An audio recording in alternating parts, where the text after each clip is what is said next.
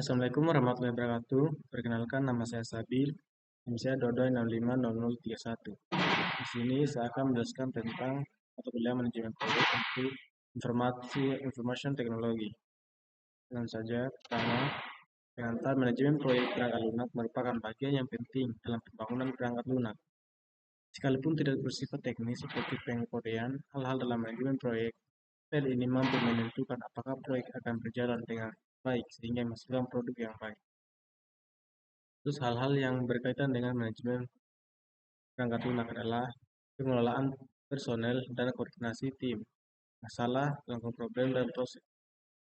Terus terminologi, manajemen proyek, aplikasi pengetahuan, keahlian alat bantu, dan teknik untuk mengelola aktivitas proyek dalam menghadapi kebutuhan dasar, stakeholders, klien, dan memprediksi berbagai hal yang berkaitan dengan proyek.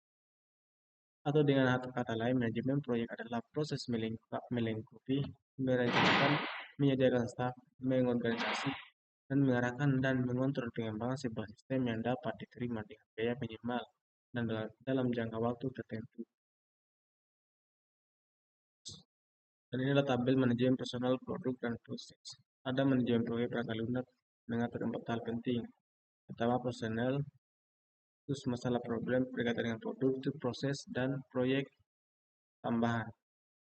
Itu sangat penting. Terus turun ke tempat tempat hal ini berurutan mulai dari yang paling penting. Terus personal mendapat tempat paling penting karena tanpa personal yang baik dan tepat, maka 3 hal lain tidak bisa berjalan dengan baik.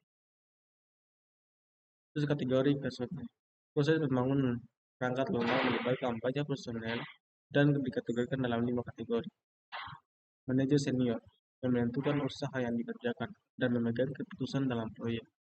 Terus manajer proyek dalam forum teknis, pemimpin tim itu yang membuat rencana, memotivasi, mengatur dan mengendalikan praktisi yang mengerjakan proyek perangkat lunak. Terus praktisi yang mengerjakan PL, terus klien yang menentukan kebutuhan PL dan pihak lain yang berkaitan dengan hasil produk. Terus pengguna PL yang berinteraksi langsung dengan PL yang dibangun. Terus pemimpin tim. Pemimpin tim PL di sini adalah manajer proyek. Seorang pemimpin tim diharuskan mempunyai keterampilan pemimpin yang cukup. Seorang tidak menjadi pemimpin tim secara kebetulan, tapi sungguh-sungguh karena punya kemampuan secara personal dan tim. Terus kemampuan yang harus dimiliki pemimpin tim. 1. Mampu memotivasi. 2. Mampu berorganisasi. 3. Mampu mendorong keluarnya ide-ide baru. 4. Mencari penyelesaian masalah atau problem solving. 5. Mampu menjadi manajer. 6. Mampu menghargai kerja. 7. Mampu mengendali tim. Project manager, individu yang menjaga dan mengatur jalannya manajemen proyek dan semua sumber dayanya. Tak kurung itu ada biaya, staf, waktu, dan kualitas. Terus masalah. Masalah di sini yaitu sesuatu yang menghambat tercapainya tujuan atau goal. Oleh karena itu kita harus mengamati masalah pada awal dimulainya sebuah proyek. Ruang lingkup masalah. Maksudnya sebagaimana itu PL yang dibangun dapat memenuhi sebuah sistem produk atau konteks bisnis yang besar, serta batasan apa yang ditentukan sebagai hasil dari konteks tersebut. Terus tujuan informasi. Objek data pelanggan, apa yang dihasilkan sebagai output dari perangkat lunak. Terus fungsi dan unjuk kerja. Fungsi apa yang dilakukan oleh PL untuk menginformasi, mentransformasi input data menjadi output. Dengan ciri kerja khusus yang akan ditentukan. Terus project. Project adalah urutan aktivitas-aktivitas unik, kompleks dan terkoneksi yang memiliki suatu tujuan atau saran dan harus dilengkapi dengan waktu yang spesifik, sesuai dengan anggaran dan sesuai dengan spesifikasi. Manajemen proses adalah aktivitas mendokumentasi, mengelola dan secara terus-menerus memperbaiki proses pengembangan sistem. Terus 3 hal yang harus diperhatikan dalam mengelola proyek. 1. Keterbatasan lingkup proyek, project contract.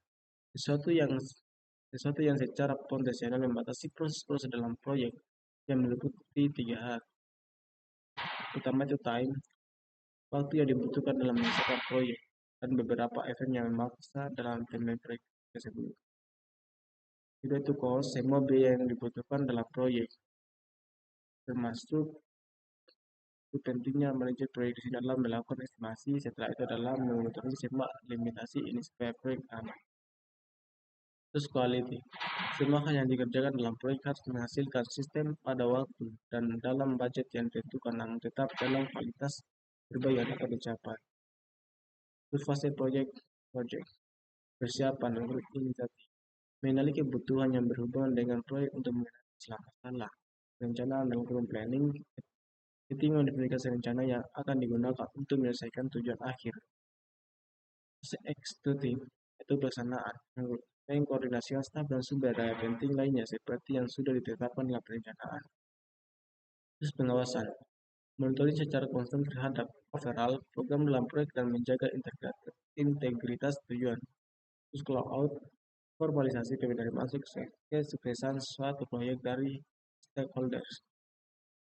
Itu dokumentasi proyek. Kita jenis dokumen atau rekaman tertulis yang dihasilkan selama siklus hidup suatu proyek. Itu project konsep dokumen. Dokumen yang berisi ringkasan visi dan tujuan proyek yang diungkapkan oleh klien atau pemangku kepentingan awal. Terus project requirement dokumen. Dokumen yang merinci persyaratan, spesifikasi, dan fitur yang diperlukan untuk proyek. Terus project karakter. Dokumen yang menunjukkan persetujuan resmi untuk memulai proyek dan mengoperasikan sumber daya. Terus project soft dokumen. Dokumen yang mendedikasikan bentuk proyek, termasuk anggota tim, sponsor, dan elemen-elemen proyek yang harus diselesaikan.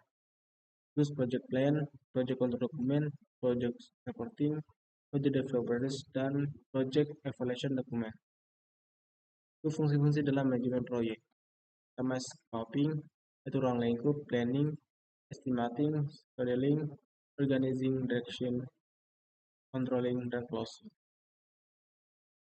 Terus proyek dianggap sukses jika sudah mencapai tujuan seperti tepat waktu atau on time, sesuai anggaran, kualitas yang memadai, keputusan penyangkut kepentingan, manajemen risiko yang baik, pelaksanaan yang efisien, memenuhi persyaratan, penerimaan dan implementasi yang lancar, dan evaluasi pasca proyek. Itu penyebab kegagalan suatu proyek.